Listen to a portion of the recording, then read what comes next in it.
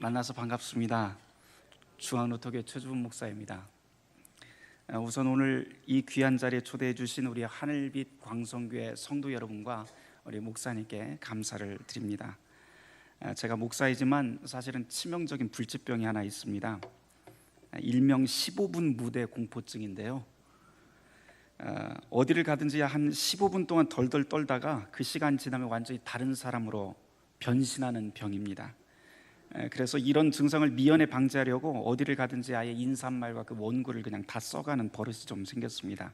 그러니까 혹시라도 오늘 교회 갔더니 강사를 모셔왔는데 원고에 코만 박고 있더라 하면서 미리 판단하지 마시고 끝까지 앉아 계시다가 사람이 과연 어떻게 변할 수 있는지 잘 보아주시기를 바라겠습니다.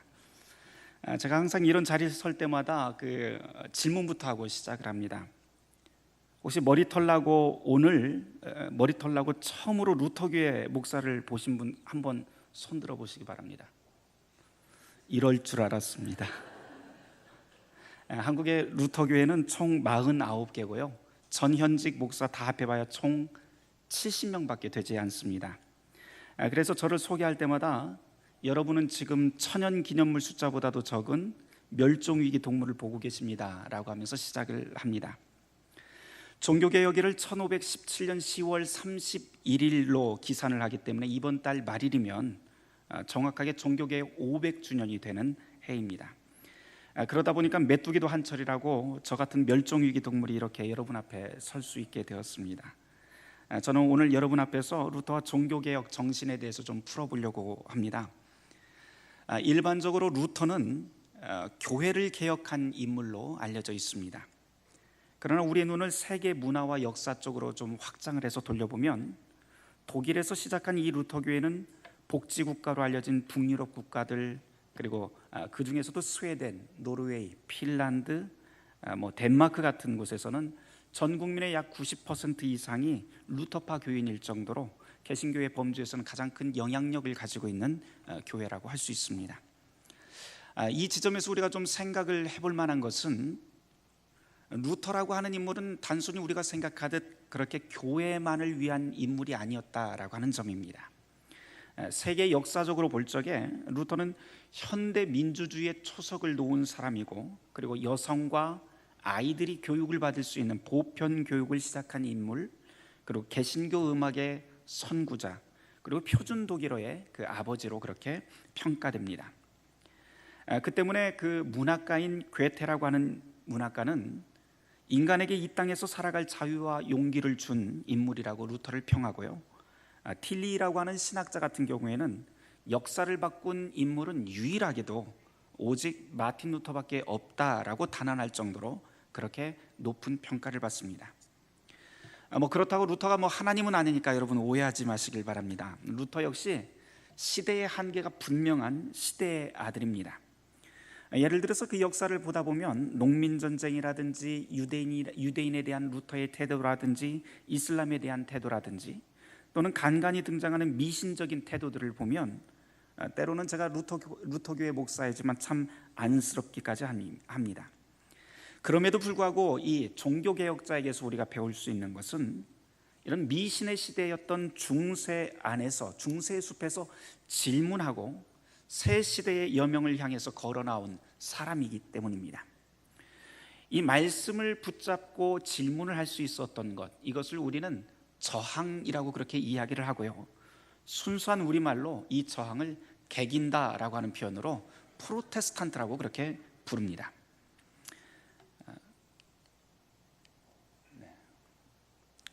그 때문에 루터의 종교개혁을 한마디로 정의를 하면 저는 권위에 대한 믿음을 믿음에 대한 권위로 대체한 사건이라고 보통 말을 합니다. 여기서 권위라고 하는 것은 당시 부패한 교황의 교권, 그리고 성직자들의 교권을 뜻하는데, 역사를 보면 면죄부가 그 정점에 서 있습니다. 이런 사람의 권위를 말씀에 대한 믿음으로 되돌려 놓는 사건이 바로 종교개혁의 핵심입니다. 그리고 이것을 흔히들 4가지 오직의 원리로 표현을 하죠. 오직 말씀만으로, 오직 믿음만으로, 오직 은총만으로, 오직 그리스도만으로, 오직 하나님의 영광을 위해서라고 하는 5가지 원리가 바로 그것입니다. 여러분들 다들 그것은 다 들어보셨을 겁니다. 그런데 저는 조금 다른 방식으로 설명을 하곤 합니다. 아마 전 세계에서 루터의 종교개혁 정신을 이렇게 말하는 사람이 없기 때문에 간혹 저는 제 방식을 개똥신학이라고 그렇게 부르고는 합니다. 4가지 핵심어인데요, 질문, 저항, 소통, 새로운 공동체라고 하는 4가지 핵심어입니다. 오늘 우리가 함께 이야기로 나눌 텐데, 루터와 종교개혁을 바로 이러한 뼈대를 가지고 함께 이야기를 풀어보려고 합니다.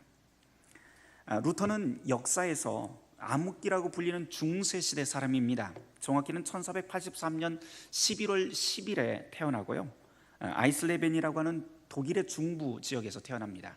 그 다음 날이 바로 우리가 보통 빼빼로데이라고 하는 11월 11일인데 그때 세례를 받게 됩니다.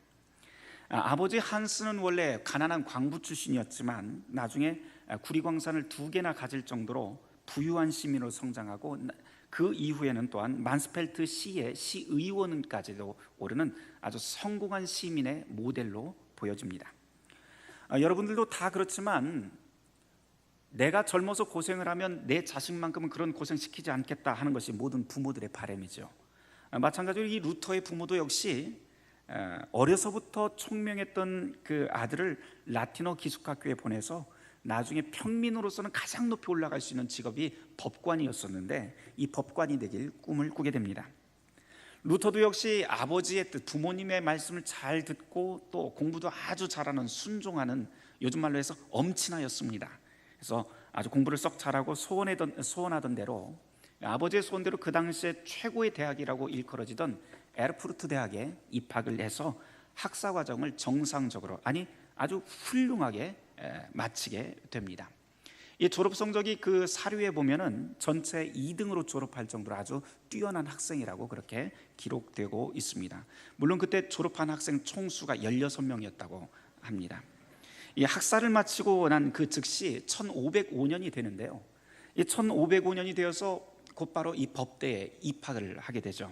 그런데 여기서부터 루터의 인생이 극적인 전환점을 얻게 됩니다.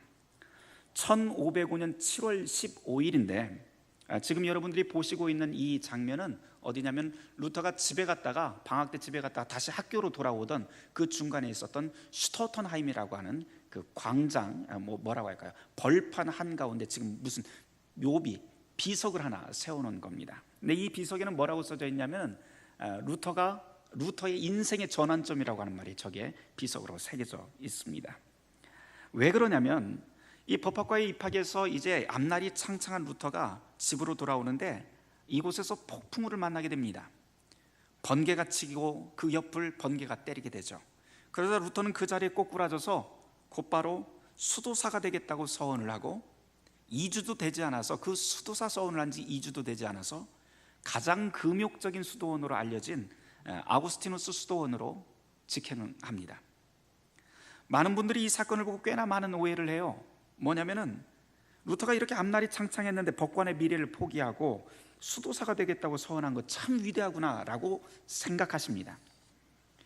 하지만 이 루터의 서원은 시대상으로 볼 적에는 그다지 유별난 것이 아니었습니다. 지금도 그렇지만 종교에 귀의하는 사람들, 특별히 목회자나 아니면 성직자가 되겠다고 하는 사람들을 보면 누구나 다 이 루터처럼 인생의 이야기거리들을 다 하나씩 가지고 있죠. 예를 들어서 잘 나가던 직장을 하루아침에 때려치고 신학교에 들어가서 목사가 되겠다고 하는 것도 루터의 수도사 서원과 똑같은 꼴이라고 할 수 있습니다. 저 역시도 그런 간증거리 하나 정도는 있고, 아마 이 자리에 있는 목사님이나 아니면 여러분들 역시도 그런 간증거리는 하나씩 있을 겁니다. 게다가 루터가 폭풍 한가운데서 진짜 문제가 되는 것은 서원을 하는데 그 서원의 대상이 예수님이나 하나님이 아니었다는 사실입니다. 성 안나라고 하는 수호 성인에게 고백을 하고 되는데요, 성 안나여 내가 수도사가 되겠나이다 라고 하는 말을 꼬꾸라져서 한 다음에 아구스티누스 수도원에 들어가게 됩니다. 보통 안나라고 하는 이 여인은 그 마리아의 어머니로 알려져 있습니다. 성경에서 보면 여러분들 보시면 지금 그 작은 아이는 마리아고요, 그리고 큰 이 파란색 옷을 입은 그 여인은 바로 이 안나라고 부릅니다. 마리아의 어머니인 안나입니다. 근데 문제는 뭐냐면 이 여기에서 나오는 이 안나, 루터가 서원을 했던 그 안나는 성경에 나와 있는 그 안나도 아닙니다. 누군가 하니 루터가 살던 그 지역이 이 아이슬레벤, 다시 말해서 만스펠트라고 하는 지역이었는데 광산 지역입니다. 광산 지역이다 보니까 광부들이 갱도에 들어갔다가 죽는 일이 다반사였습니다. 죽는 일이 다반사니까 이 광부들이 수호성인을 하나씩 가지고 있었고, 그 지역에서 광부들만을 지키는 수호성인이라고 사람들이 믿던 미신이 하나 있었는데 그것이 바로 성 안나입니다. 다시 말해서 산신 할머니에게 서원한 것과 다름없는 서원이 루터의 이런 미신적인 서원이라고 할 수가 있습니다. 당시 이런 서원은 여러 곳에서 성행을 하고 있었기 때문에 루터의 서원도 그리 특별하지도 않고 훌륭한 신앙적 결단이라고도 할 수 없습니다. 그냥 우리가 후대에 드라마틱하게 만들기 위해서 극화시킨 것 뿐이라고 저는 생각을 합니다. 어쨌든 루터 당시로 돌아가 보면 이런 일들이 아주 비일비재했는데요, 그럴 수밖에 없었던 사회적 요인들이 몇 가지가 있었습니다. 제가 루터와 종교개혁 이야기를 하면서 항상 언급하는 대목이 흑사병이라고 하는 겁니다. 14세기 중반부터 16세기 중반까지 10여 차례에 걸쳐서 전 유럽을 덮치게 되는데, 역사적 자료에 의하면 1347년부터 약 3년 동안 첫 번째 패스트가 이 유럽을 덮치게 됩니다. 그때 유럽 전체 인구의 3분의 1이 죽게 됩니다. 그 후로도 10여 차례 유럽을 강타하게 됩니다. 흑사병이 이렇게 한꺼번에 사람들을 죽음으로 내몬 이 사회상, 중세 사회상은 모든 사람들에게 죽음이라고 하는 것은 우리의 가장 가까이 있구나라고 하는 공포 그 자체를 만들게 됩니다. 그것 이외에도 의료 수준이 지금과 같지 않아서요, 아침에 벌레 물렸다가 저녁 때 갑자기 죽는 일, 고열로 죽든지 아니면은 아이 낳다가 죽는 일, 분명히 어제 내가 우유를 받으러 저 앞 동네에 갔었는데 그 다음날 가보니까는 동네 전체가 흑사병 때문에 몰살해버리는 일, 이런 것이 비일비재했던 것이 바로 이 중세 루터가 살던 그 사회상입니다. 죽음이 일상 한가운데 가까이 있다라고 하는 것은 다른 말로 하면 자기 인생에 대해서 참으로 고민하는 사람들, 내가 죽은 다음에 나는 어떻게 될까라고 생각하는 사람들, 그런 사람들에게는 자기 죽은 다음의 생애에 대해서 진지하게 성찰할 수 있는, 고민하게 만드는 결정적인 요인이 됩니다. 루터 역시 아버지의 뜻대로 법관이 되는 길을 잘 걸어갔습니다. 그런데 갑자기 수도사가 되죠.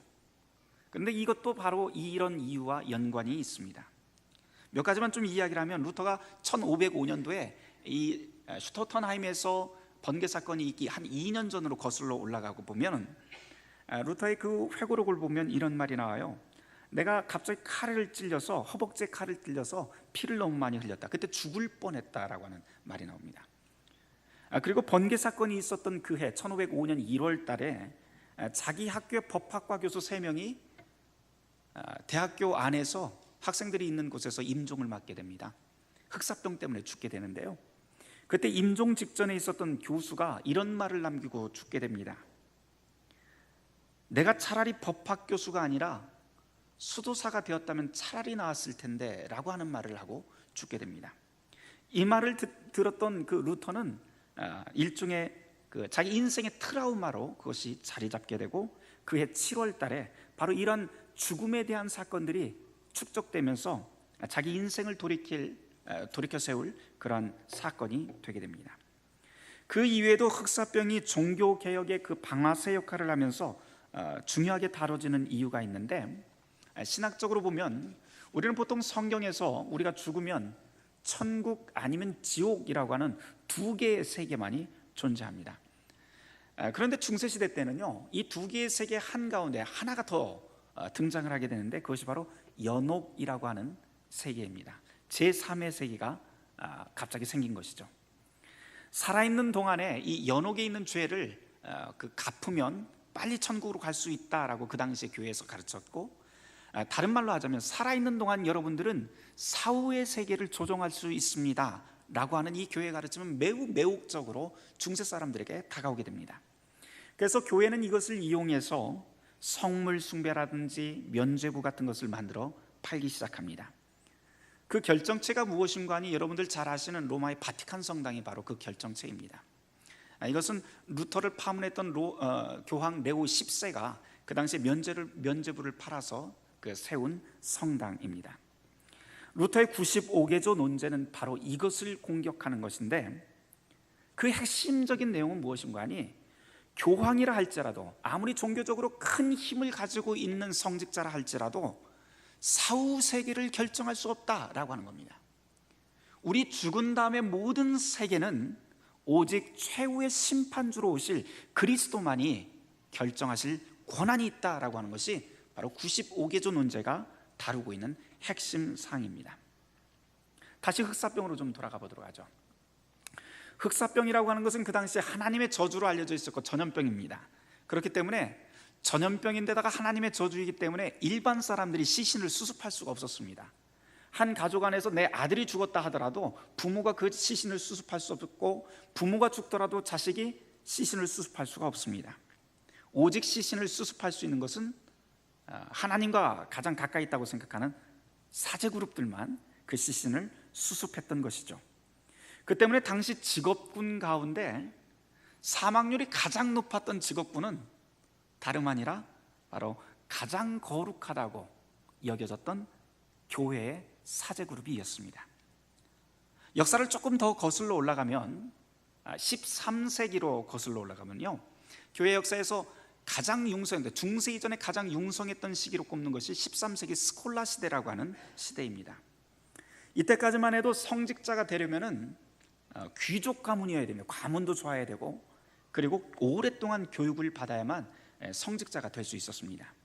그런데 이런 상황이 바로 14세기 흑사병이 돌자마자 완전히 뒤바뀌게 됩니다. 왜냐하면 그 당시에 비대해질 대로 비대해진 그 교회 안에 있었던 성직자들이 다 죽어나가기 때문에 얼른 그 자리를 메꿔야 되잖아요. 메꿔야 되니까 그 자리를 메꾸기 위해서 귀족 가문에 있는 자녀들이 다 죽어나가고 교육받은 사람도 없다 보니까 이제는 자격이 없어도 일단 봐서 좀 똘똘하게 생기면 안수부터 주고 그냥 사제로 만들어버립니다. 이렇게 교육받지 못한 사제들이 교회 안으로 대거 유입이 되는데요, 지금 같으면 목사가 되기 위해서 또는 신부가 되려면 거의 한 7년에서 10년 이상을 교육을 받아야만 정상적으로 이렇게 그 신부나 아니면 목회자가 될 수 있습니다. 그런데 이 14세기 말부터, 다시 말해서 흑사병이 몰아친 그 이후로부터는 일단 안수받고 그 다음에 신학교육을 받는 게 일반적입니다. 지금은 교육받고 안수받지만 14세기 이후로는 안수받고 교육을 받습니다. 루터 역시 마찬가지였습니다. 그러다 보니까 교육받지 못한 사제들로 인해서 교회의 그 수준이 급속도로 떨어지기 시작했고, 신자들의 불만도 커져 갑니다. 게다가 교육받지 못한 사제 그룹들이 대거 교회로 유입되면서 돈이면 사제도 될 수 있고, 돈이면 주교도 될 수 있고, 돈이면 교황도 될 수 있다라고 하는 시대적인 분위기가 조성이 됩니다. 그러니까 교회가 부패한 것은 당연한 것이죠. 교회 역사로 보면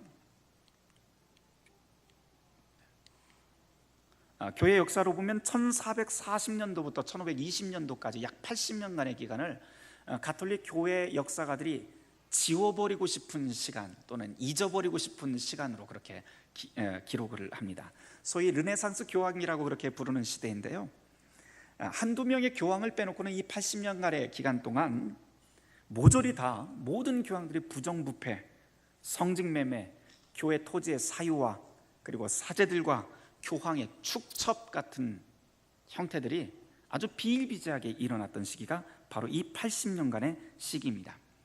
그래서 우리가 보통 교회가 부패한 교회, 중세교회가 부패했다라고 이야기할 때는 바로 이 80년간의 기간을 우리가 이야기를 합니다. 그런데 이 중세말 부패한 교회가 갑자기 하늘에서 뚝 떨어진 것이 아니라 앞서 언급했던 흑사병에 대한 요인, 교육받지 못한 사제들이 교회로 대거 유입된 요인들, 그 다음에 여러 가지 요인들이 이게 복합적으로 작용을 합니다. 이 르네상스 교황기의 부패가 얼마나 심각했던지 루터가 자기 인생의 회고록에서 몇 가지 예화를 남기게 돼요. 일례로 1510년도에 루터가 수도원에, 자기 아고스티누스 수도원의 문제로 로마를 가게 됩니다. 두 명이서 독일에 있는 에르푸르트에서 알프스를 넘어서 로마까지 한 3개월에 걸쳐서 걸어가게 되는데, 참 이상한 일을 겪었다 그러면서 나중에 그 회고록을 쓴 게 있습니다. 무엇인가 하니 루터가 그곳을 가면서 충격을 받았는데 그것은 그가 유숙했던 아우구스티누스 수도원의 식탁이 로마에 가까워질수록 기름지고 화려하게 변했다라고 하는 것을 루터가 굉장히 이상하게 생각을 합니다.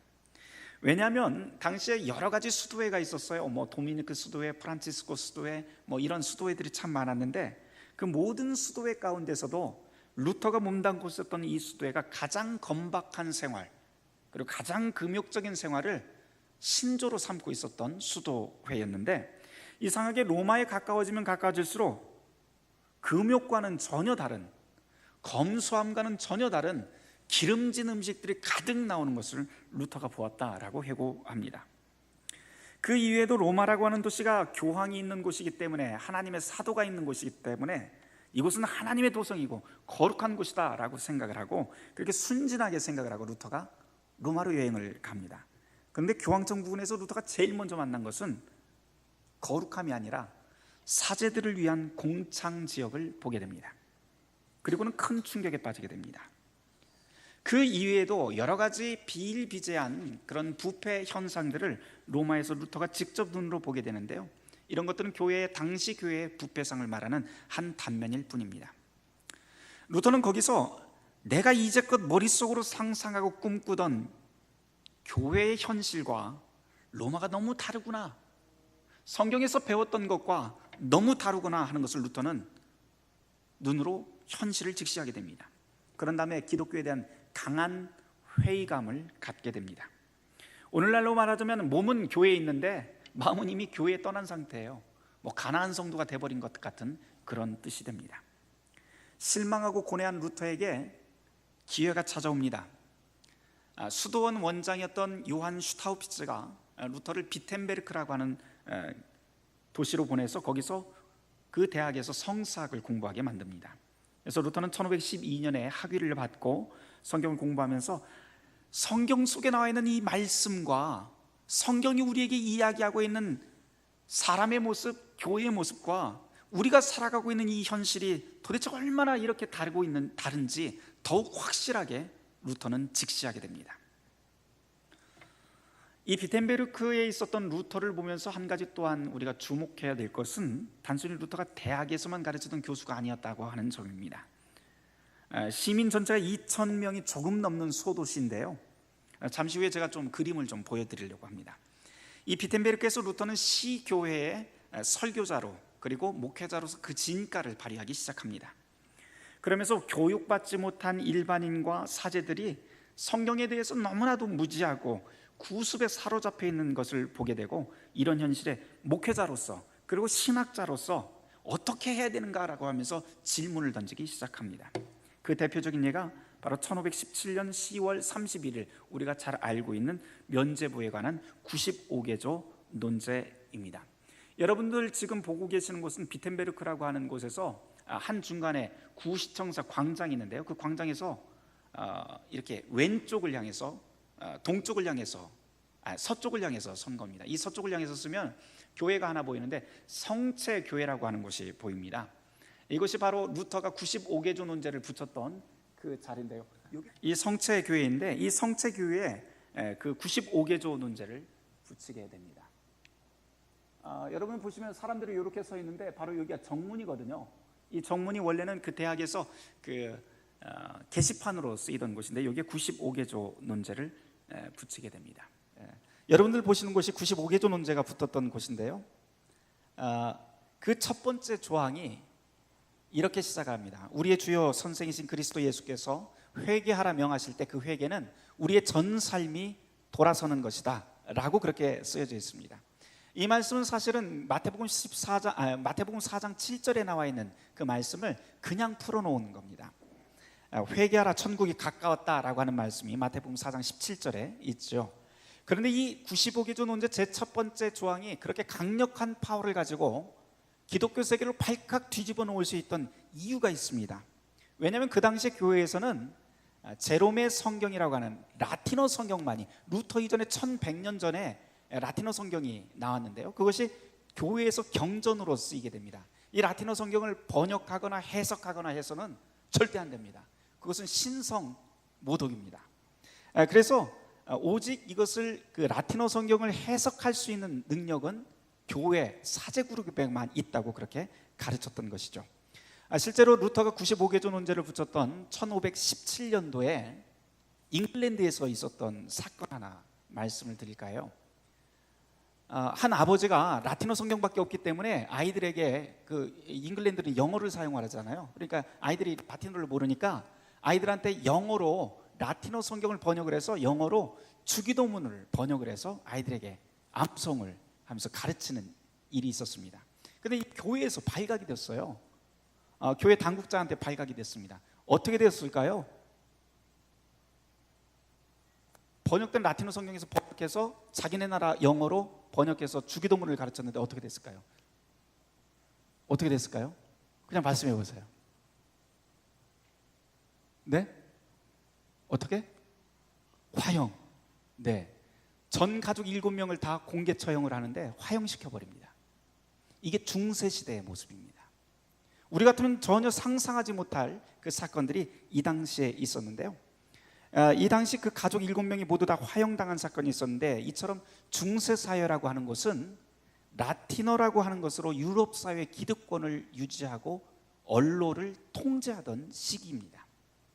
종교 역시 마찬가지였고, 기독교 역시도 기독교의 사제그룹과 교황과 그리고 지식인들이 모든 통제권을 이 라틴어라고 하는 것 하나를 가지고 그렇게 권력을 유지해 나갑니다. 그런데 이 폐쇄적인 상황들이 14세기에 균열이 생기기 시작을 합니다. 다시 말해서 방금 말씀드렸던 흑사병 같은, 그리고 흑사병 이외에도 여러 가지 요인들이 있기는 한데요, 이런 14세기 말부터 조금씩 균열이 생기기 시작을 합니다. 그러면서 여러분들이 보통 르네상스 시대라고 하는 것을 많이 들어보셨을 텐데, 알프스 이남 지역에서는 예술과 문학, 음악이 발달하는 르네상스가 발전을 하고요, 알프스 이북에서는 학문이 발전하게 됩니다. 이것을 보통 인문주의 부흥, 부흥운동 이렇게 이야기를 합니다. 그래서 인문주의자들이 이 독일 지역에서 생기기 시작을 하는데, 그 사람들이 외쳤던 구호가 있어요. 그것은 원천으로 돌아가자, 라틴어로 아드폰테스라고 하는 그 구호를 외치면서 인문주의자들이 운동이 일어나게 됩니다. 그런데 그 핵심은 무엇이냐면, 원천으로 돌아가자고 하는 말은 원어의 세계로 돌아가자라고 하는 말이에요. 보통 철학에서는 이 인문주의자들의 이 구호를 말하면서 헬라어 원문으로 돌아간다, 다시 말해서 아리스토텔레스나 아니면 플라톤의 그 원전을 보아야 된다라고 이야기를 하지만, 실은 그것은 아주 일부의 이야기고요, 원래 진짜 주제는 무엇인가 하니, 라틴어로 1100년 동안 우리가 성경을 읽어왔는데 성경의 원문을 읽을 줄 알아야 된다. 그래서 무슨 언어로? 헬라어와 히브리어를 알아야 된다라고 하는 운동이 바로 이 인문주의자들의 진짜 운동의 목표였습니다. 그래서 나오게 된 것이 1516년도에 에라스무스의 헬라어 성경이 나오게 됩니다. 그리고 이 성경은 곧장 1517년도에 루터가 95개조 논제라고 하는 것을 쓰는 제1항의 그 바탕이 됩니다. 이제껏 사람들은 마태복음 4장 17절을 라틴어 성경에 나와 있는 대로 어떻게 읽었냐면은, 회개하라 천국이 가까웠다가 아니라 죄값을 치러라 천국이 가까웠다, 이렇게 읽어왔습니다. 그래서 교회 당국은 천국에 가기 위해서는 여러분, 천국 가려면 죄값을 치러야 됩니다 라고 하는 설교를 하게 됐고, 교회 안에서 고해성사라고 하는 시스템을 만들어서 맨 마지막에 보속이라고 하는 그런 개념을 만들어냅니다. 보속이라고 하는 것은 갚는다고 하는 뜻입니다. 죄값을 갚고 치른다고 하는 것이죠. 그래서 헬라어 성경은 그렇게 보속이라고 하는 시스템을 만들었는데, 헬라어 성경은 그것이 아니라 루터가 보니까 죄값을 치러라가 아니고 회개하라, 원문은 메타노이아라고 하는 것을 그제서야 보게 됩니다. 루터가 이것을 보니까 이 메타노이아라고 하는 이 말은요, 그냥 가던 길을 되돌아간다는 뜻이거든요.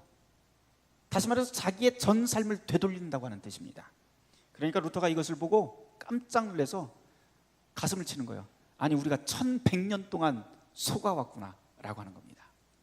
1100년 동안 속아왔던 것을 95개조 논제 제1항에서 고발하고 개혁의 불길을 당기게 됩니다. 물론 그 당시에 학자들이나 지식인 계층에서도 그 교회 부패와 무지한 상황을 비판을 했습니다.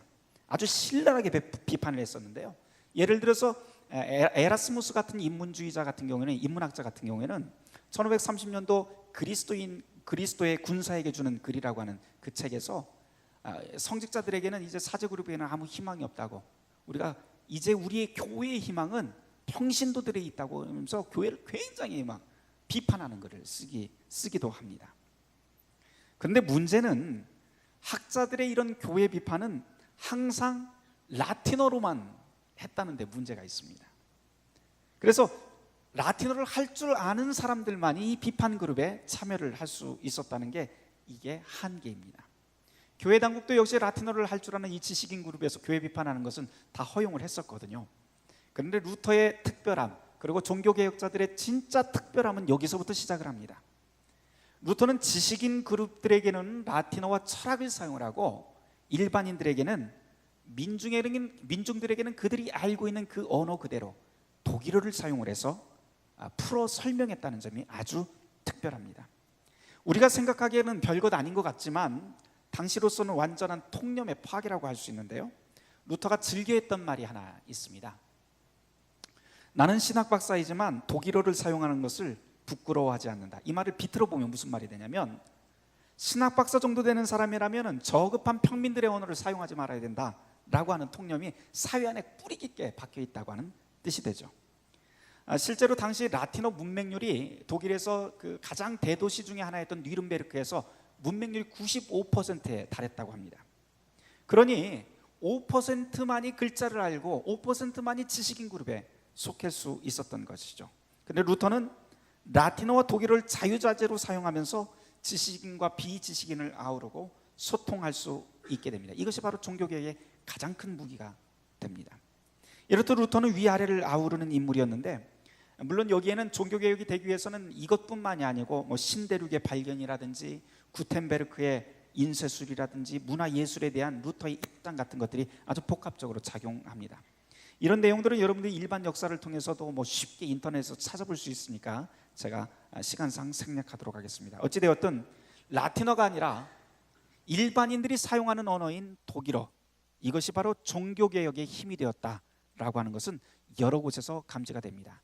특별히 루터가요, 그 독일어를 사용할 때는 원칙이 하나 있었어요. 그 원칙은 뭐냐면 한 두 가지로 제가 줄여 보는데, 하나는 루터가 뭐라고 하냐면, 언제든지 언어는 어머니가 아이에게, 갓난아기에게 하듯이 말하듯이 해야 된다. 다시 말하면 아이가 알아듣는 언어를 사용을 해야 된다는 겁니다.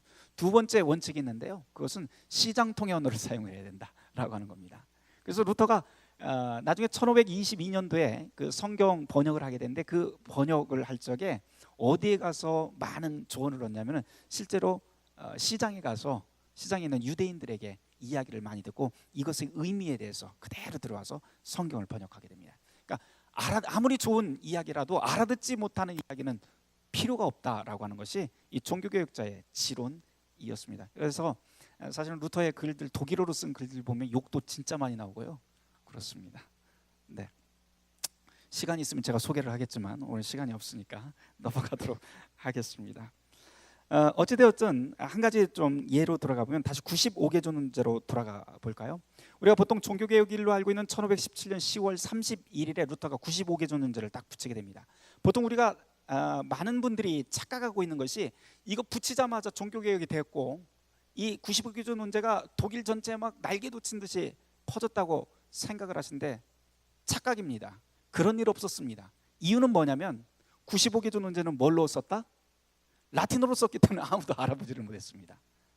그런데 언제부터 이것이 폭발력을 갖게 되냐면, 그 이듬해부터 독일어로 루터가 설교를 합니다. 요약 설교를 하게 되고 3월 달에 요약 설교를 쭉 하고 그것을 출간을 하고요, 글로 책으로 출판을 하고 5월 달에는 또 95개조문제 해설이라고 하는 것을 또 출판을 하게 되면서, 그때부터 독일어로 된 이해가 이제 세상 속에 날개도 친 듯이 세상을 움직이게 됩니다.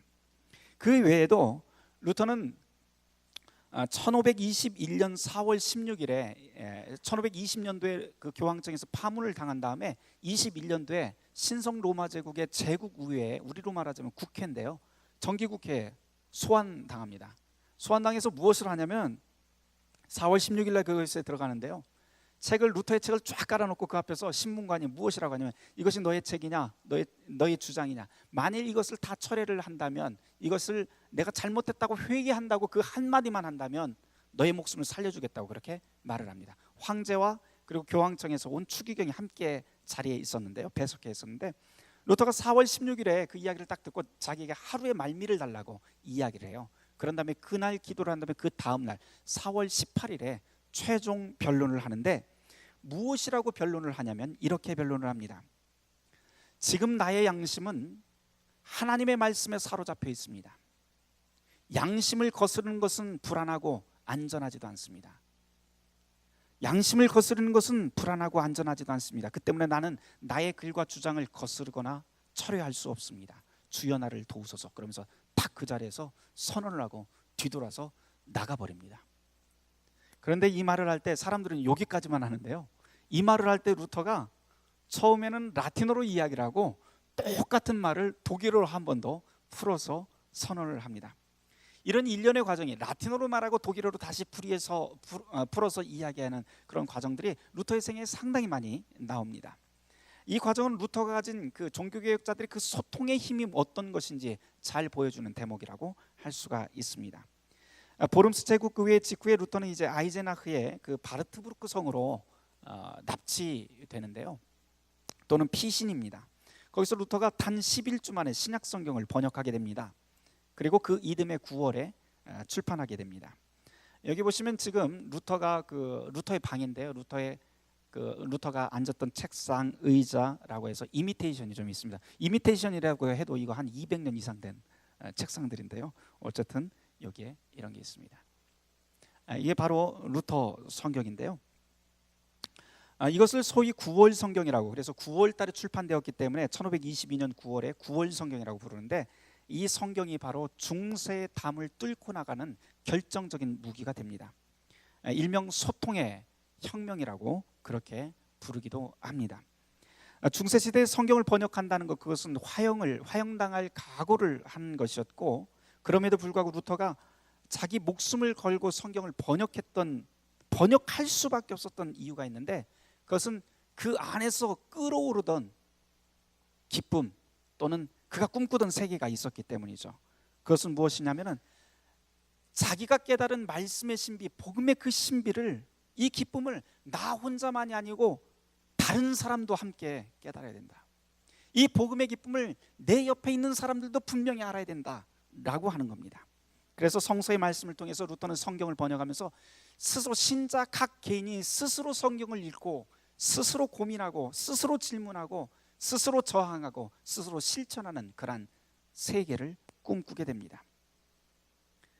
그리고 여기서 저항한다고 하는 것은 혼자 개기는 것이 아니고요, 소통을 통해서 서로를 설득하고 하나님의 뜻을 함께 품은 사람들이 손을 맞잡는 것입니다. 그 맞잡고 함께 움직이는 그 길, 그것이 바로 새로운 공동체, 다시 말해서 성경이 우리에게 이야기하고 있는 교회 공동체고, 루터의 종교개혁이 우리에게 전하고 있는 프로테스탄트 정신이라고 할 수가 있습니다. 이와 관련해서 성경이 또 그렇게 많은 사람들에게 각광을 받던 이유가 있었어요. 비하인드 스토리이긴 한데, 루터 시대의 화폐 단위는 굴덴이라고 하는 겁니다. 1굴덴의 화폐 가치는 일반 노동자가 2, 3주치 급료에 해당합니다. 우리가 계산하기 쉽게 100만 원이라고 그냥 딱 계산을 한번 해보죠. 루터 같은 경우에는 그 당시 비텐베르크에서 가장 잘 나가던 교수였기 때문에 8굴덴의 월급을 받았다고 합니다. 그러면 얼마예요? 한 달 월급이 800만 원입니다. 근데 여러분, 그 당시에 여러분들이 한번 상상을 해보세요. 그 당시에 성경은 얼마가 쓸까요? 루터 성경이 있기 전에는 필사본이라고 해서 다 손으로 수기한 성경이었는데 보통 얼마였을까요? 목사님, 성경 얼마면 되겠습니까? 얼마면 되겠습니까? 그러니까요, 한번 찍어보세요. 얼마나 잘 찍는지 제가 보겠습니다. 1000만 원. 네, 다른 분 없으세요 또? 자, 경매에 한번 붙이겠습니다. 1000만 원 나왔습니다. 네, 500만 원. 네, 500만 원. 네, 1500만 원 나왔습니다. 네, 다른 분 없으세요?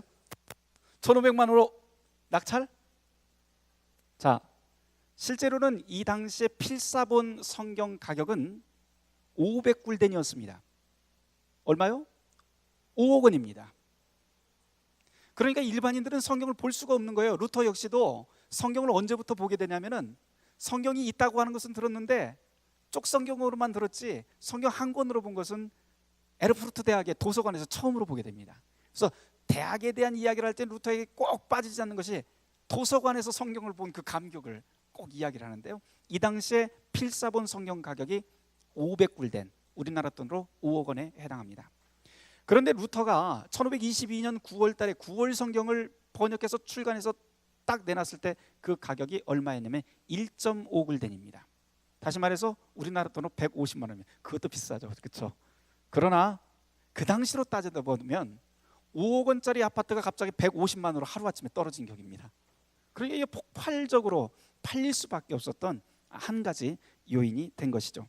이런 식으로 해서 루터의 성경 번역은 민중 속에 들어가게 되고 자기가 개인별로 성경을 사지 못하더라도 성경을 산 사람들이 자기 공동체를 만들어서 비밀리에 성경 공부를 하는 그런 조직들이 점조직으로 이제 유럽 곳곳에 독일 곳곳에서 생기게 됩니다. 그것이 바로 거기에서부터 종교개혁의 힘들이 생겨나게 됩니다. 신학적으로 본다면 루터의 이런 성경 번역은 신자 한 사람 한 사람들을 하나님 앞에 세우는 것이죠. 그리고 사람 위에 사람 없다. 성경의 말씀에 보면 하나님께서 우리를 창조하셨기 때문에 하나님께서 하나님의 형상으로 창조했기 때문에 그 누구도 계급적으로 나눌 수가 없다는 거예요. 사람 위에 사람 없고 사람 밑에 사람 없다라고 하는 평등 가치를 루터가 성경을 통해서 주장하게 됩니다. 이게 바로 만인 제사장직, 만인 사제직이라고 부르는 겁니다. 그리고 이 만인 사제직은 다시 교회 안에서만 통용되는 것이 아니고 성직자들만 거룩한 직업이 아니라 모든 세속의 직업 역시도 다 거룩한 직업이다.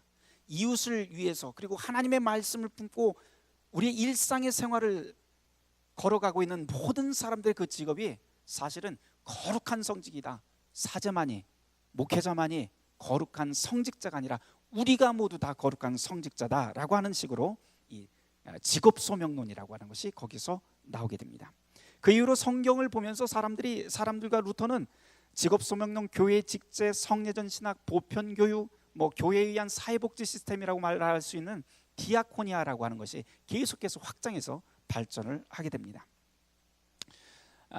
제가 그 인용문 하나 두 가지만 좀 인용해 보도록 하죠. 루터의 만인사제직 또는 모든 신자의 만인사제직이라고 하는데 루터가 이런 글을 쓴 게 있어요. 그리스도인은 상호 후견인이 되어야 합니다. 정결한 부인은 매춘부의 후견인이 되어야 되고 경건한 시의원은 도적의 후견인이 되어야 됩니다. 우리는 자신의 소유를 가지고 이웃의 유익을 가지고 살아야 됩니다. 그렇지 않을 경우 모두 다 빼앗기게 되어 있습니다. 왜냐하면 인간은 창조될 때부터 타자를 위해서 창조되었고 하나님이 우리를 그렇게 만들었다는 거예요. 타자를 위해서 피조되었고 그 일을 위해서 우리는 이 땅에 태어났기 때문입니다. 적어도 교회 공동체라면 이와 같은 일을 세상에 보여줘야 됩니다. 이웃을 위해서 사는 삶을 우리가 보여줘야 됩니다. 두 번째, 하늘에 꽂혀있는 관심을 땅으로 돌려야 됩니다. 그 당시 그 가톨릭 사람들은 죽은 다음에 영생만을 생각했어요. 죽은 다음에 천국만을 생각했어요. 그래서 하늘만을 쳐다봤는데 루터는 그것을 완전히 되돌려 버립니다. 하늘이 아니라 우리의 관심을 땅으로 돌려야 됩니다. 저 하늘이 아니라 땅입니다. 땅에 있는 성도들을 높이고 존경해야 됩니다. 이것이야말로 하나님이 기뻐하시는 일이며 그분이 우리에게 제안하신 일이며 왜 땅으로 돌려라 했냐면은 예수 그리스도가 하나님의 아들이 하늘에서 땅으로 내려왔잖아요.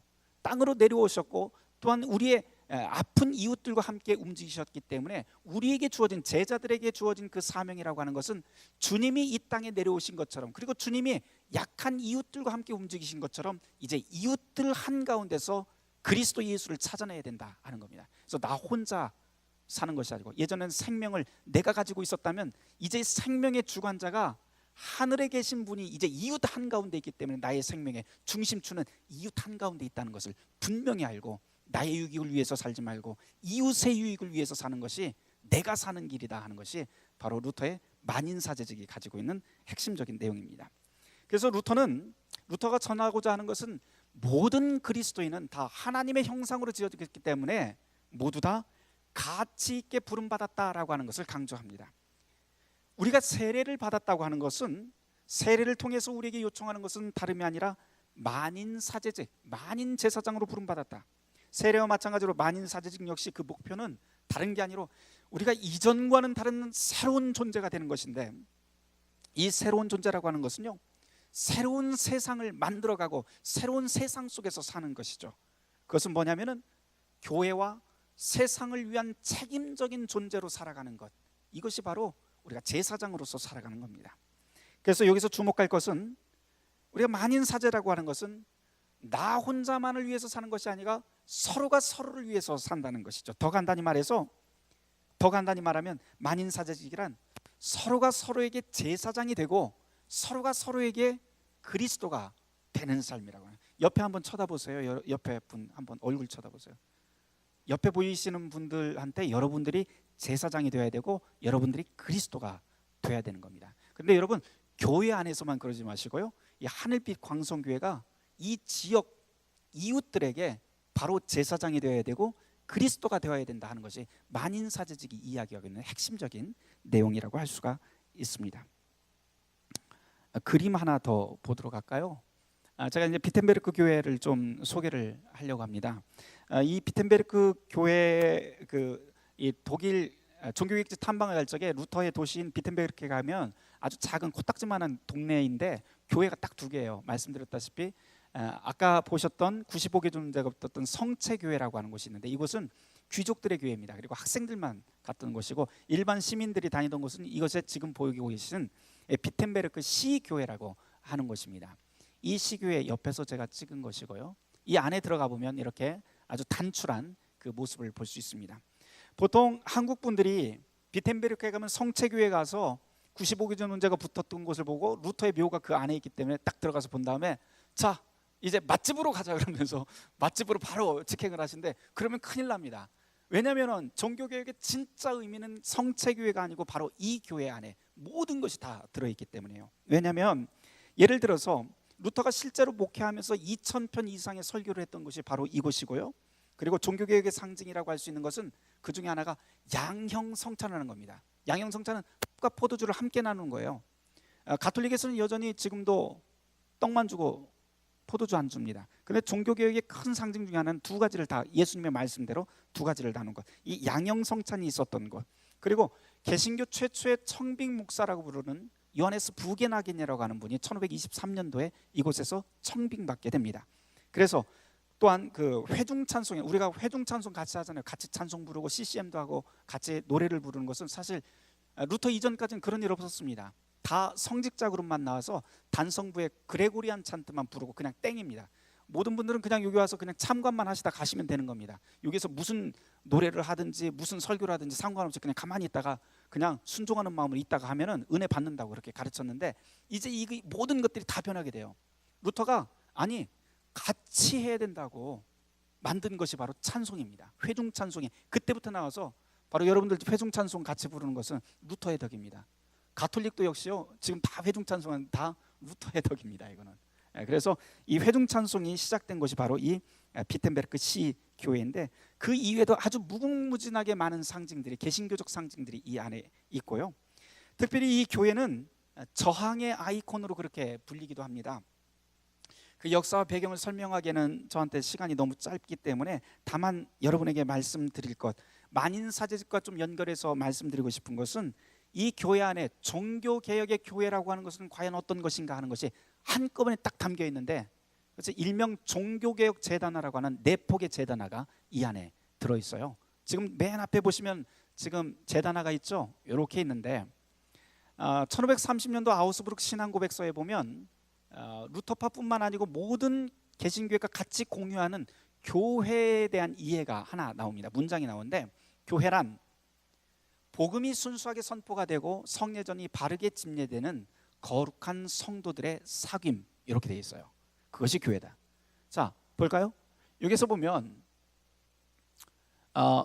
두 가지인데요. 복음이 선포가 돼. 여기 설교하는 모습이 여기에 나오고요. 복음이 선포가 되고 그리스도 중심적으로 복음이 선포가 되고, 그 다음에 성례전이 집행되는 것. 성례전이 집행되는 것은 성찬과 세례, 세례와 성찬이 있고요. 그 다음에 거룩한 성도의 사귐이라고 했는데, 루터에게 거룩이라고 하는 말은 항상 무엇과 연결이 되냐면, 거룩한 것은 바로 용서하는 것이다.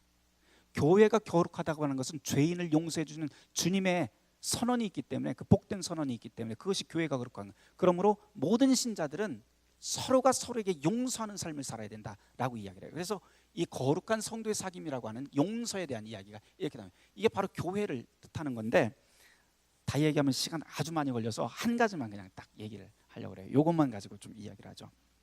맨 중앙 패널에 있는 그 성찬 그림입니다. 밑에서 저도 좀 이렇게 보면서 좀 할게요. 자, 여러분, 이게 최후의 만찬 그림인데, 최후의 만찬하면 제일 먼저 여러분들 어떤 그림 떠오르세요? 레오나르도 다빈치의 최후의 만찬 딱 떠오르실 거예요. 근데 이 레오나르도 다빈치의 그림과 이것의 차이가 어떤 것이 있을까요? 식탁이 달라요. 그렇죠? 다빈치의 식탁은 일자형입니다. 근데 여러분, 어디를 가든지 어른들과 같이 식사를 가면 자리를 어떻게 앉으세요? 식당을 갔는데 이렇게 긴 식탁이 있어요. 어디에 앉으세요? 제일 먼저 제가 맨 막내인데 가운데 딱 앉아요? 그럼 버르장머리 없는 거잖아요. 그렇죠? 그래서 항상 정 가운데는 가장 어르신이 앉게끔 되어 있습니다. 이게 일반적인 일자형 식탁이 가지고 있는 원칙입니다. 그런데 원탁이 가지고 있는 의미가 있죠. 그것은 뭐냐면 아무 데나 앉아도 됩니다. 정해져 있지 않아요. 다시 말해서 여기에서 보시면 이게 의도적인 건데요, 가운데 어린 양을 중심으로 여기에 모든 제자들이 원탁에서 둥그러니 앉아서 예수님이 가운데 있는데 모두 다 함께 소통할 수 있던, 계급이 없는 거예요. 위아래가 없는 거예요. 계급이 없이 그냥 막 얘기하는 겁니다. 다시 말해서 종교개혁 교회라고 하는 것은 모두가 다 그리스도 앞에서 함께 움직일 수 있고 함께 소통할 수 있는 교회다라고 하는 것을 여기서 가르칩니다. 특별히 이 그림이 참 재미있는 것들은 참 많은데, 일단 인물들 한번 볼까요? 사실은 여기에 있는 모든 인물들은 그 당시 비텐베르크 주민들 얼굴을 다 박아놓은 겁니다. 다 박아놨는데 예수님이 있고요. 이거 누굴까요? 예수님을 사랑하는 요한입니다. 누굴까요? 베드로. 왜 베드로예요? 수염? 그렇지 않습니다. 원래 저기 민머리로 나올 경우에는 이 중세화에서 민머리로 나올 때는 대부분 다 누구냐면 바울을 말을 하는데, 아마 이거는 이 동네에 베드로 같은 사람이 있었던 것 같아요.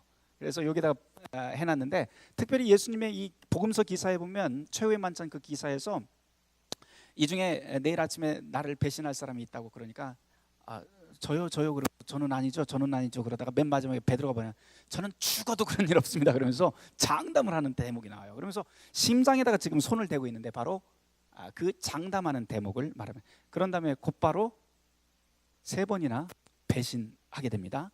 그래서 배신자의 모형이 바로 여기에 딱 꼽혀 있습니다. 그 다음에 한번 볼까요? 쭉 가다 보면 사실 이 사람이 루터입니다. 근데 여러분들이 평소에 보셨던 루터의 얼굴과는 완전히 다릅니다.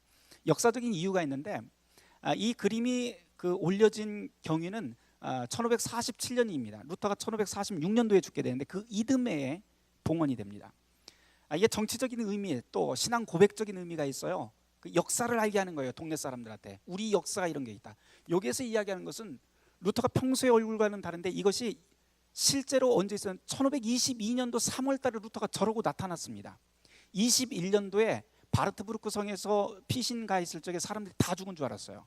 죽은 줄 알았기 때문에 루터가 죽었다면 루터가 이곳에서 이름도 바꾸고 또 변장도 하고 살았는데요, 정작 비텐베르크라고 하는 곳에서는 루터가 죽었다라고 하는 그 소식을 듣고 사람들이 거기서 루터는 죽었지만 우리가 종교개혁은 계속해야 됩니다 그러면서 급진적 개혁이 일어나기 시작합니다. 그래서 대학 동료들이 옛 것들, 가톨릭적인 것은 다 때려부셔야 된다 그러면서 폭동이 일어나요. 폭동을 아무도 진압을 못합니다. 그러자 루터의 친구였던 멜랑이톤이 파발말을 띄워서 루터를 급소환을 하는데, 루터가 말을 타고 새벽에 도착을 해서 그 폭동의 현장 한가운데 딱 떨어졌는데, 그때 복장이 이겁니다. 거기서 설교를, 사순절이었을 때 설교를 일주일간 거기서 하게 됩니다. 그래서 이 폭동을 진압을 하게 돼요. 이 비텐베르크에서는 이게 아주 유명한 사건으로 머릿속에 다 각인이 되어 있었는데, 1547년 루터가 죽은 그 이듬해에 바로 이 그림을 올리면서 이것을 딱 올려놨습니다. 무슨 이야기를 하고 싶어서 그럴까요? 우리 교회는 개혁을 하되 폭력적인 개혁은 하지 않는다라고 하는 의미가 이 안에 들어있고요. 그 다음에 루터 지금 잔을 들고 있는데 이 잔을 이 안에서 밖으로 빼내고 있습니다. 이 사람은 누구냐면은 이 그림을 그린 루카스 크라나흐의 아들 루카스 크라나흐입니다. 이름이 똑같아요. 그래서 데크라나흐, 소크라나흐 이렇게 부르는데 그림을 그린 아들인데요. 이 잔을 12제자가 있는 곳에서 빼내서 밖으로 줍니다. 무슨 뜻일까요? 이전에 이 포도주는, 성찬에서 포도주는 사제들만 먹는 거였다. 그러나 이제 우리 교회는 사제들이 아니라 누구든지 세례받은 사람은 다 받을 수 있게 한다 라고 하는 의미가 이 안에 들어있습니다. 한 사람만 더 이야기를 하죠. 이 사람입니다. 이 안에 14명이 있는데요, 14명 가운데 가장 예수님같이 생긴 사람입니다. 근데 이 사람의 직업은 뭐냐면은 인쇄업자입니다. 그래도 희한하잖아요. 왜 희한하냐면 12사제라고 하는, 12제자라고 하는 것은 아주 특별한 의미가 있는데 이 사람은 성직자도 아니고 그렇다고 신학 교수도 아닙니다. 그런데 여기에 딱 들어가 있어요. 지금 여기에 왜 들어가 있느냐? 인쇄업자가. 이 사람이 1534년에 루터가 신구약 성경을 출판을 하는데, 독일어로 출판을 하는데 그때 출판했던 출판업자입니다. 이것을 통해서 이야기하고자 하는 아주 중요한 맥락이 있어요. 신학의 맥락이 있어요. 성직이라고 하는 것은 사제들만이 성직이 아니다라고 하는 겁니다. 우리가 살아가는 일상의 모든 직업들이 다 거룩한 성직이다라고 하는 것을 루터와 그 당시 비텐베르크 주민들은 이것을 통해서 지금 이야기를 하고 있습니다. 그러면서 그 모든 성직들을 통해서 다른 곳에, 우리뿐만 아니고 이웃들에게도 이런 사랑을 전할 수 있어야 된다라고 하면서 디아코니아라고 하는 그런 복지 시스템이 나오게 됩니다. 디아코니아 이야기가 나왔으니까 공동금고라고 하는 거 이야기 하나 더 할게요. 제가 실은 지난 9월 6일에 그 책을 하나 썼어요. 책을 하나, 루터의 재발견이라고 하는 책을 썼는데 여러 곳에서 아주 좋은 피드백들을 많이 받고 있습니다. 뭐 벌써 3쇄 찍었습니다. 그러니까 뭐 굉장히 잘 나가고 있는데요. 많은 분들이 이것을 보고 저한테 피드백을 해주시면서 가장 인상 깊게 읽은 부분을 어디냐면은, 저는 참 의외였는데 이 공동금고라고 하는 곳을 꼭 이야기를 하세요. 이 공동금고는 비텐베르크 교회에서 시교회 1523년도에 루터가 만들었던 금고인데요. 이 금고가 이 헌금함인데 아주 좀 특별한 것은 사용처가 좀 규정이 되어 있습니다. 그 사용처는 교회 경상비를 위해서 쓰이는 것이 아니고 가장 우선적으로 그 지역에서 갑자기 재난당한 지역 주민을 위해서 써야 된다. 두 번째, 고아와 홀로 된 여인을 위해서 쓰고, 세 번째, 아이들과 여인들이 배울 수 있는 학교를 건립하는데 이 돈이 쓰여야 된다. 교육은 타협의 대상이 아니다 라고 하는 것을 분명히 밝힙니다. 그런 다음에 은퇴한 목회자를 위해서 써야 된다라는 식으로 이렇게 규정을 좀 해놓았어요. 그런데 이 대목에서 더 관심을 끄는 것은 무엇이냐면 이 금고가 쌀뒤주처럼 생겼는데요, 보시면 열쇠가 3개가 있습니다. 이렇게 이 열쇠 3개를 하나, 둘, 셋, 자물쇠 3개를 같이 돌려야만 이것을 열 수가 있게끔 되어 있습니다. 그런데 이 열쇠를 누가 가지고 있었느냐? 교회 목사 대표 하나, 평신도 대표 하나, 그 다음에 시민사회 대표가 또 하나를 갖습니다. 그런데 이 세 사람이 함께 합의를 해야만 열어서 언제든지 이것을 가난한 이웃에게 사용되었다는 점이 아주 특별합니다. 그래서 이 비텐베르크 공동금고가 말하고자 하는 것은, 교회라고 하는 것은 언제나 이웃과 함께 숨쉬며 살아가는 곳이다 라고 하는 것을 웅변하고 있어요. 그런데 제가 그 책에서 이야기를 하지 않고 각주로만 딱 돌린 부분이 있는데 지금 좀 아쉬워요. 조금 더 이야기를 할 걸. 뭐냐면 이 비텐베르크 공동금고는 사실 조금 원시적인 형태입니다. 이 비텐베르크에서 1523년도 똑같은 해에 한 60km 떨어진 곳에 라이스니히라고 하는 동네가 있는데 그 동네 사람들이 루터에게 편지를 씁니다. 우리도 이전에는 가톨릭 지역이었는데 이제 종교개혁 정신을 받아들여서 개신교화 되고 싶다고. 그런데 개신교화 된다고 하는 것이 무슨 의미인지 우리는 잘 모르겠습니다. 어떻게 해야 될지 모르겠습니다. 그러니까 당신이 도와주십시오. 그래서 루터가 이곳에 가서 이 마을 사람들하고 같이 의논을 하고 몇 가지 규정들을 세우는데 그 중에 하나가 공동금고 규정이라고 하는 것을 만들게 됩니다. 이것이 바로 이제 여러분들 이 라이스니히 공동금고라고 하는 것인데요, 자금 마련이 좀 특별해요. 우선 당시 이 마을이 가톨릭 지역이었기 때문에 수도원이 3개가 있었는데 수도원 재산을 청산을 해서 그 재산을 이 안에다가 기금으로 넣어놓습니다. 그런 다음에 아주 독특한 것은 뭐냐면, 물론 마을 사람들이 헌금도 해요. 독특한 것은 여러분들 돈 빌려주고 받을 때 뭐가 발생을 해요? 그 안에 이자가 발생을 합니다. 목사님, 제가 100만 원을 꿔줬어요. 한 달 후에 저 갚으실 때 얼마 주실래요? 한번 보겠습니다. 네? 100만 원만 주지 마시고요. 거기서 뭐 이자 좀 많이 주세요. 좀 얼마 주실래요? 110만 원. 네, 감사합니다. 이자가 상당히 높습니다. 네. 루터가 이 마을 사람들하고 약속한 게 뭐냐면, 돈을 구워주고 받을 때 생기는 모든 이자는 다 공동금고로 집어넣는다. 우리는 마을 사람들은 원금만 왔다 갔다 하고 이자는 다 공동금고로 집어넣는다. 근데 이 공동금고, 그래서 공동금고가 마르지 않는 금고로 만드는 결정적인 역할을 해요. 근데 이게 또 재밌는 것은 돈을 쓰는 게 더 재밌어요. 비텐베르크보다 더 재밌어요. 이 비텐베르크에서도 역시 비텐베르크와 똑같이 지역에 재난당한 사람, 아이와 고아, 그리고 또 부녀자들을 위해서 학교를 짓고 이런 데 쓰는데, 일종의 청년 기금이 이때 또 생깁니다. 이 청년 기금이란 뭐냐면, 이 당시 작센주 법령에 보면 결혼을 하기 위해서는 결혼지참금이 필요한데 밀서말이 필요했어요. 가난하다 보니까 밀서말이 없는 거예요. 그러니까 청춘 남녀들이 결혼하지 않고 자꾸 물레방아 뒷간으로 가는 거예요. 그래서 자꾸 문제가 생겨요. 그래서 이것을 해결하기 위해서 결혼하고자 하는 가난한 모든 청년들에게 묻지도 따지지도 않고 결혼 지참금을 다 제공한다. 이게 공동금고입니다. 이게 이제 500년 전의 공동금고에서 이것이 나중에 계속 발전을 해서 지금 독일의 디아코니아라고 하는 기관 시스템이 아예 국가 시스템으로 자리를 잡게 됩니다. 놀라운 것이죠. 근데 더 특별한 게 있습니다. 앞서 언급했던 이 비텐베르크의 공동금고는 제가 약간 원시적이라고 했는데요, 조금 더 발전된 형태가 이것인데, 이 금고 사용을 위해서 구성된 위원회가 아주 특별해요. 그것은 뭐냐면, 앞서서는 공동금고 열쇠가 몇 개였어요? 3개였는데 여기는 몇 개예요? 지금 4개입니다. 4개인데 하나가 더 늘어났어요. 이 4개를 사용하기 위해서 각각의 대표 네 부류의 대표가 서게 돼요. 귀족 대표 2명, 그 다음에 현직 시의원 2명, 그 다음에 평민 대표 3명, 그 다음에 누가 들어가면은 농민 대표 3명이 들어갑니다. 그 이상한 게 있잖아요. 앞서서는 비텐베르크에서는 교회 대표 몇 명이었어요? 3분의 2였잖아요. 3분의 2였는데 여기서는 교회 대표가 몇 명 들어가요? 1명도 안 들어갑니다. 1명도 안 들어가니까 교회가 이제 하는 일이 아무것도 없구나, 우리는 보통 그렇게 생각하는데 그렇지 않습니다. 교회가 진짜 결정적인 역할들을 이때부터 하게 되는데요, 공동금고는 어디에 비치를 하냐면 항상 교회에다가 비치를 합니다.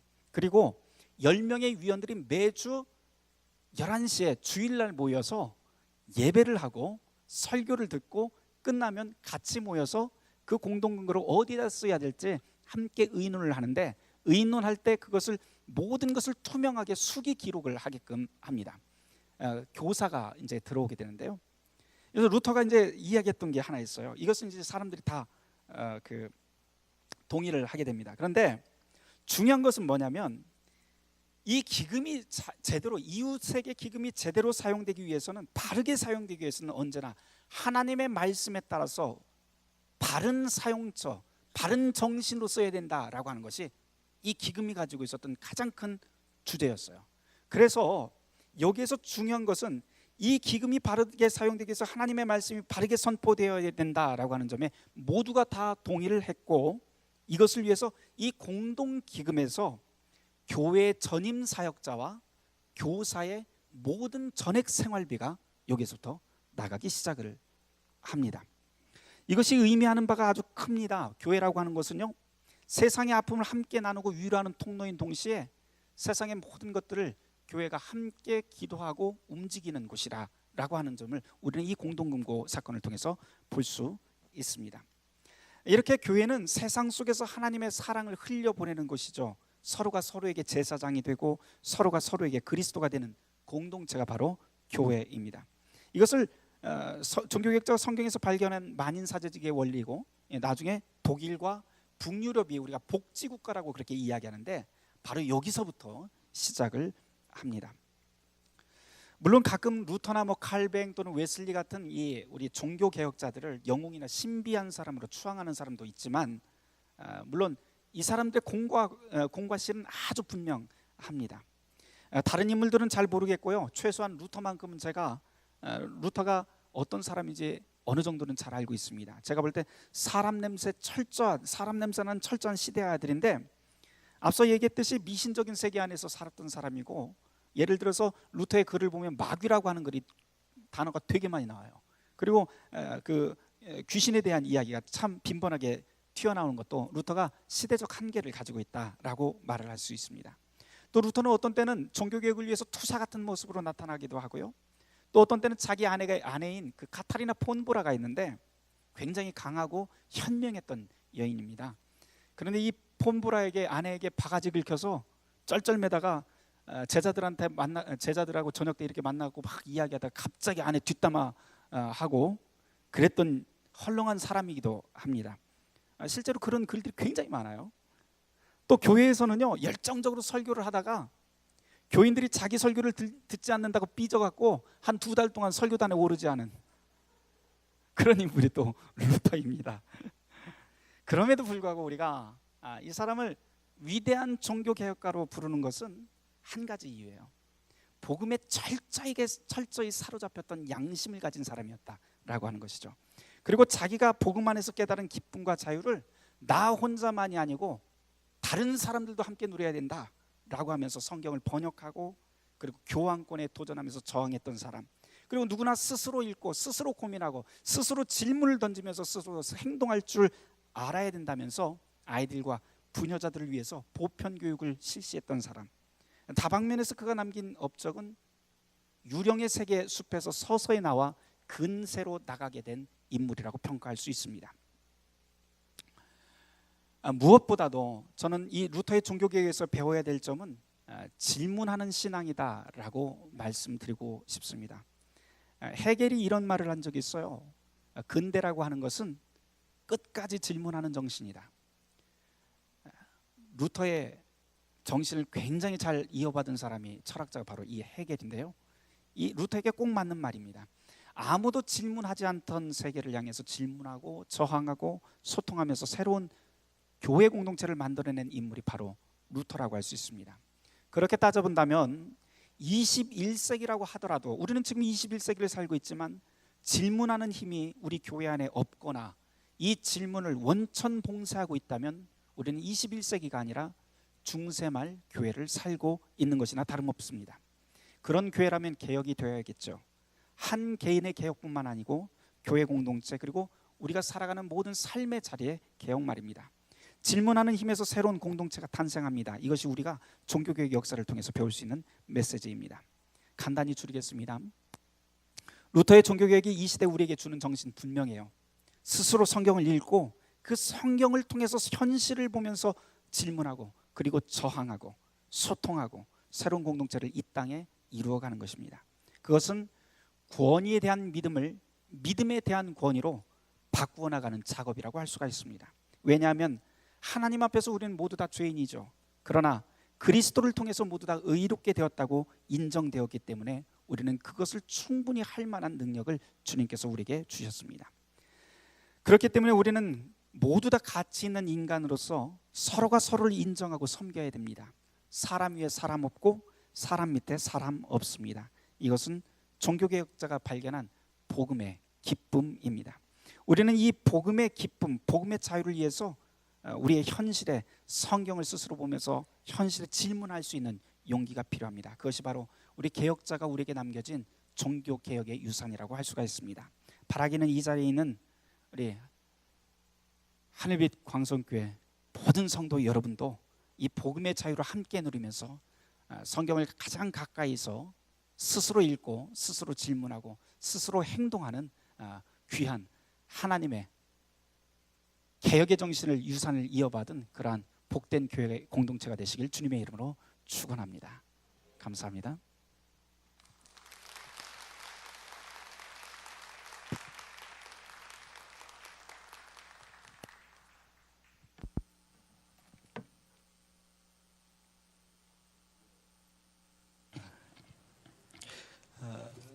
저는 설교 잘 안 듣는다고 삐지지 않겠습니다.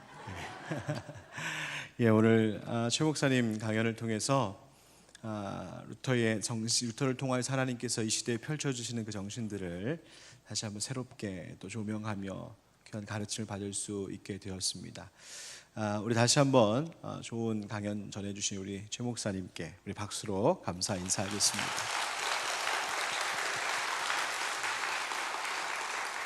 예, 이제 우리 우상수 목사님 나오셔서 같이 찬양하면서 오늘 주었던 귀한 가르침들 비추어 함께 찬양하면서 기도하는 시간을 좀 갖겠는데요. 그 전에 우리 최 목사님 마지막으로 한번 저희 교회 위해서 또 한번 기도해 주시고 그렇게 해주시면 감사하겠습니다.